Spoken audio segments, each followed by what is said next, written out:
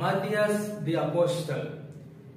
ఈ యొక్క 12 మంది శిష్యుల్లో ఈ మత్తియ అనేవాడు ఏ విధంగా వచ్చాడంటే 12 మంది శిష్యుల్లో ఇస్కరియోతు యూదా కూడా ఒకడు. ఈ యూదా దగ్గర డబ్బు సంచి ఉండడంతో ఎక్కువగా ధనాపేక్ష కలిగిన వాడిగా మనం చూడగలుగుతాం.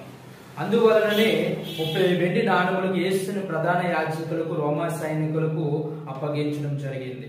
ద్రోహము వలన సంపాదించిన రోకలనిచ్చి ఒక పొలము కొనెను. అతడు తలకిందులుగా పడి నడిమికు బద్దలైనందున అతని ప్రేగులన్నీ బయటికి వచ్చును. ఆ పొలము అకెల్దామా అనబడి ఉండేది. దానికి రక్తభూమి అని అర్థం. ఇదంతా మనము అపోస్తల కార్యంలో 1వ అధ్యాయంలో 18, 19, 20లో మనం చూడగలుగుతాం.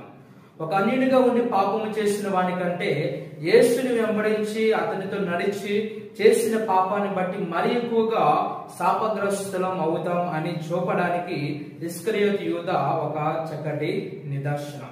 ఇస్కరియోతు యూదా స్థానంలోని మిగిలిన శిష్యులు ఎవరిని అపోస్తలుగా పరిగణించాలని చీట్లు వేస్తే మత్తియ పేరిట చీటి వచ్చిన గనుక 12వ అపోస్తలుడిగా లెక్కింపబడను. దీనిని మనము అపోస్తల కార్యంలో 1వ అధ్యాయం 21 నుండి 26 వరకు మనం చూడగలుగుతాం. ఈ మధ్య కూడా ముందు నుండి క్రీస్తుని వెంబడించిన వాడు. మత్తియ తన సువార్త పరిచర్యలో బలముగా సువార్త ప్రకటించి క్రీస్తు కొరకు హతసాక్షి కాబడ్డాడు. చరిత్ర ప్రకారం మత్తియ శిరచ్ఛేదనం చేయబడ్డాడు. మత్తియ గురించి చరిత్రలో ఎక్కువగా సమాచారం అనేది లిఖించబడలేదు.